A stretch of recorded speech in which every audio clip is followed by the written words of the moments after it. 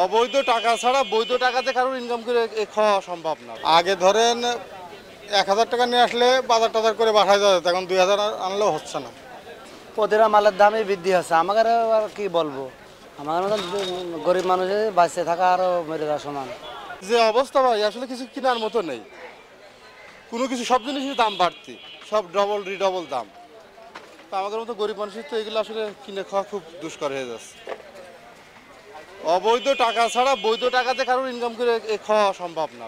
তো এত দাম, মানে দেখেন আপনি, সাধারণ এক আটি শাকের দাম ১৫ টাকা ২০ টাকা, ২ আটি শাক নিতে গেলে ৪০ টাকা দাম। তো এটা সাধারণ মানুষের কিনে খাওয়া সম্ভব? কোনো কাজে সম্ভব না। আমরা কি বলবো, আর কিছু বলার নেই এই দেশের সরকারের কাছে। বড় ব্যাগ নিয়ে আসি বাজার করার জন্য, শুধু ৪ আটি শাক কিনেছি আর এই লাউ শাক কিনেছি ১ আটি, ২ আলি কলা, আর কিছু কিনিনি ভাই। কিন্তু ব্যাগ নিয়ে আসি মনে হয় ১-১০ কেজি বাজার করবো, এরকম হিসেবে করে। এখন তো কিছু কিনতে পারছি না টাকার জন্য। চাওয়া একটু দাম দর কমে গেলে তো খুব ভালো হতো ভাই।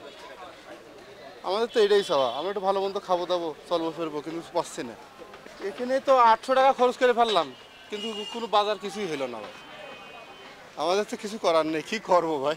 ৫০০ টাকা ইনকাম করলি ও মোটামুটি ১,০০০ টাকা না নিয়ে আসলি, ১,০০০ টাকা নিলে ব্যাগের তলায় বেড়ে থাকছে, এর অবস্থা। আমার প্রতিটা মালের দামই বৃদ্ধি হচ্ছে। আমাকে আর কি বলবো, বলার কোনো নেই, খুব কষ্টের মধ্যে রয়েছি। আমাদের মতন গরিব মানুষের বাঁচতে থাকা আরও মেরে যাওয়া সমান। কি বলবো, আর কিছু বলার আর কিছু নেই, চলতে পারছে না। বাজার ঘুরলাম, এই যে ভ্যান থেকে বাজার ঘুরলাম, ঘুরে ঘুরে অবস্থা কেরাসিন। তো আমি উদ্যোগতি, সবজির দাম যে উল্লা ছিল আপনার ২০ টাকা ২৫ টাকা কেজি, সেটা এখন ৪০ টাকা। কাঁচামরিচ ৮০ টাকা পোয়া। আমি প্রত্যেকটা জিনিসের দামই ঊর্ধ্বমুখী। সাধারণ মানুষের আপনার ইনকাম তো বাড়েনি, কিন্তু জিনিসপত্র প্রত্যেকটা জিনিসের দামই তো বেড়ে গেছে।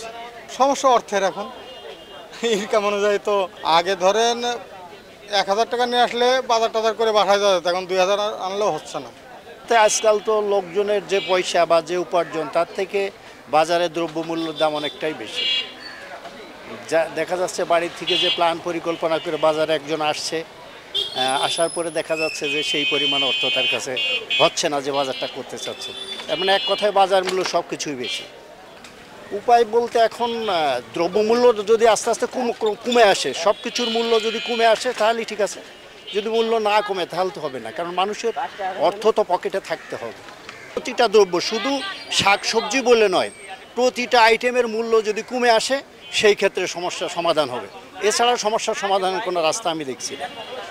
প্রতিটা আইটেম, শুধু কাঁচা, যে আপনি কাঁচা বাজারে এসেছেন বা কাঁচা বাজারের মূল্য এটা নয়, সম্পূর্ণ আইটেম, কাপড় চোপড় থেকে শুরু, অল এভরিথিং, যা কিছু সব মূল্য যদি ক্রমান্বয়ে কমে আসে, মানুষের ক্রয় ক্ষমতার ভিতরে আসবে, তখন মানুষের সমস্যা ক্রমান্বয়ে সমাধান হয়ে আসবে।